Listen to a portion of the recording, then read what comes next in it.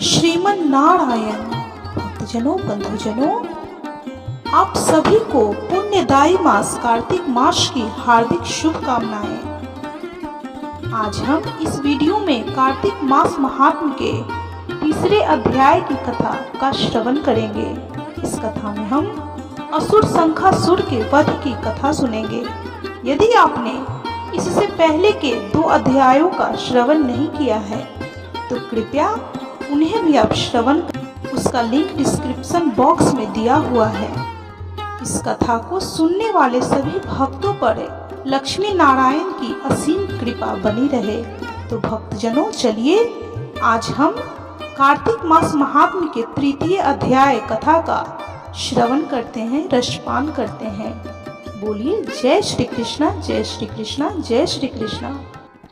नारद जी कहते हैं, नारायण नारायण। यह कहकर भगवान श्री हरि विष्णु मछली के समान रूप धारण करके आकाश में विंध्य पर्वत निवासी कश्यप मुनि की अंजुलि में गिरे। मुनि ने करुणावश उस मत्स्य को अपने कमंडलू में रख लिया, किंतु वह उसमें अट न सके। तब उन्होंने उस मछली को कुएं में ले जाकर डाल दिया। जब वह मछली उसमें भी न आ सकी, तब मुनि कश्यप ने उसे तालाब में पहुंचा दिया, किंतु वहां भी यही दशा हुई। मछली तालाब से भी बड़ी हो गई। इस प्रकार उसे अनेकों स्थान में रखते हुए अंतोगतवा कश्यप ऋषि ने उसे समुद्र में डाल दिया। वहां भी बढ़कर वह विशाल काय हो गया। तदंतर उन मत्स्य रूपधारी भगवान श्री हरि विष्णु ने शंखासुर असुर का वध किया। उस शंख को अपने हाथ में लिए वे बद्री वन में गए। वहां संपूर्ण ऋषियों को बुलाकर भगवान ने इस प्रकार आदेश दिया। भगवान श्री हरि विष्णु बोले, हे महर्षियों, जल के भीतर बिखरे हुए वेदों की खोज करो और रहस्यों सहित उनका पता लगाकर शीघ्र ही ले आओ। तब तक मैं देवताओं के साथ प्रयागराज में ठहरता हूँ। तब तेज और बल से संपन्न समस्त मुनियों ने यज्ञ और बीज सहित वेद मंत्रों का उद्धार किया। जिस वेद के जितने मंत्र को जिस ऋषि ने उपलब्ध किया, वही उतने भाग का तब से ऋषि माना जाने लगा। तदंतर सब मुनि एकत्रित होकर प्रयागराज में गए तथा ब्रह्मा जी सहित भगवान श्री हरि विष्णु को प्रणाम कर उन्होंने प्राप्त किए हुए सभी वेद को उन्हें अर्पण कर दिए। यज्ञ सहित वेदों को पाकर चतुर्मुख ब्रह्मा जी को बड़ा आश्चर्य हुआ तथा उसके साथ बड़ा ही उन्हें हर्ष हुआ। उन्होंने देवताओं और ऋषियों के साथ प्रयागराज में अश्वमेध यज्ञ किया। यज्ञ की समाप्ति होने पर देवता, गंधर्व, यक्ष, किन्नर तथा गृहिकों ने पृथ्वी पर साष्टांग प्रणाम करके यह प्रार्थना की। देवता बोले, हे देवाधिदेव जगन्नाथ, हे प्रभु, हमारा निवेदन सुनिए। हम लोगों के लिए यह बड़े हर्ष का समय है, अतः आप हमें यह वरदान दे, हे रमापते, इस स्थान पर ब्रह्मा जी को खोए हुए वेदों की प्राप्ति हुई है तथा आपकी कृपा से हमें भी यज्ञ भाग उपलब्ध हुआ है।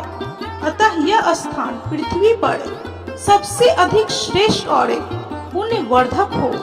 इतना ही नहीं, आपके प्रसाद से यह भोग और मोक्ष का भी दाता हो। साथ ही यह समय भी महान पुण्यदायक और ब्रह्मा हत्यारे आदि की भी शुद्धि करने वाला हो। इसमें दिया हुआ सब कुछ अक्षय फल के बराबर हो। यही वरदान हमें दीजिए।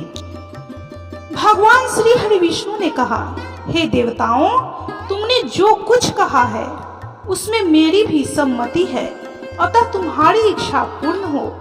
यह स्थान आज से ब्रह्मा क्षेत्र नाम धारण करे।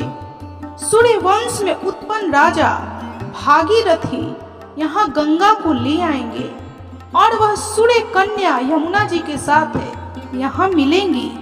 ब्रह्मा जी सहित तुम संपूर्ण देवता भी मेरे साथ यहाँ निवास करो। आज से यह तीर्थराज के नाम से विख्यात होगा। यहाँ किए हुए दान, व्रत, तप, होम, जप और पूजा आदि कर्म अक्षय फल के दाता और सदा मेरी समीपता की प्राप्ति कराने वाले हों। 7 जन्मों में किए हुए ब्रह्मा हत्या आदि पाप भी इस तीर्थ का दर्शन करने से तत्काल नष्ट हो जाएं। जो धीर पुरुष इस तीर्थ में मेरे समीप मृत्यु को प्राप्त होंगे वे मुझ में ही प्रवेश कर जाएंगे, उनका पुनर्जन्म नहीं होगा। जो यहाँ मेरे आगे पितरों के उद्देश्य से श्राद्ध करेंगे, तर्पण करेंगे, उनके समस्त पितर मेरे लोक में चले जाएंगे। यह काल भी मनुष्यों के लिए महापुण्यमय तथा उत्तम फल प्रदान करने वाला होगा। सूर्य के मकर राशि पर स्थित रहते हुए जो लोग यहाँ प्रातः काल स्नान करेंगे उनके लिए यह स्थान पाप नाशक होगा। मकर राशि पर सूर्य के रहते समय कार्तिक में प्रातः स्नान करने वाले मनुष्यों के दर्शन मात्र से सारे पाप उसी प्रकार भाग जाते हैं जैसे सूर्योदय से अंधकार भाग जाता है। कार्तिक मास में जब सूर्य मकर राशि पर स्थित हो उस समय यहाँ प्रातः स्नान करने पड़े मैं मनुष्यों को क्रमशः सालोक के सामीप्य और सारूप्य तीनों प्रकार की मुक्ति दूंगा। हे मुनीश्वरों, तुम सब लोग मेरी बात सुनो। यद्यपि मैं तो सर्वत्र व्यापक हूँ, तो भी बद्री वन में सदा विशेष रूप से निवास करता हूँ। अन्यत्र 10 वर्षों तक तपस्या करने से जिस फल की प्राप्ति होती है वही वहाँ एक दिन की तपस्या से तुम लोग प्राप्त कर सकते हो। जो नरश्रेष्ठ उस स्थान का दर्शन करते हैं वे सदा के लिए जीवन मुक्त हैं, उनके शरीर में पाप नहीं रहता। नारद जी कहते हैं, नारायण नारायण।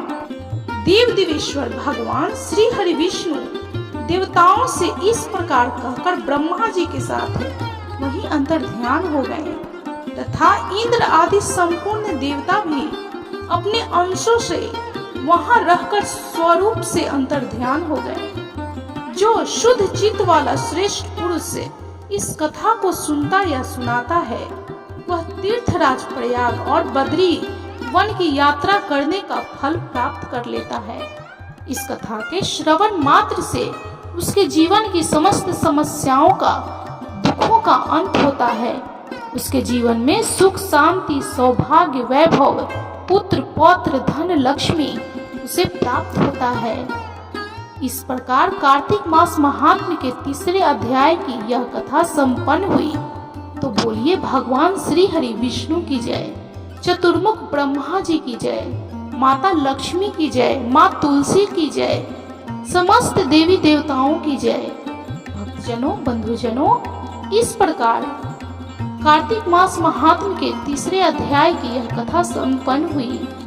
यदि आपको यह कथा अच्छी लगी हो तो प्लीज वीडियो को लाइक कीजिए। चैनल पे यदि नए हैं तो कृपया चैनल को सब्सक्राइब कर बेल आइकन को प्रेस करना बिल्कुल भी ना भूलें। कमेंट में जय श्री कृष्णा, जय माँ लक्ष्मी, ओम नमो भगवते वासुदेवाय नमः, ओम नमो नारायणाय नमः जरूर लिखें।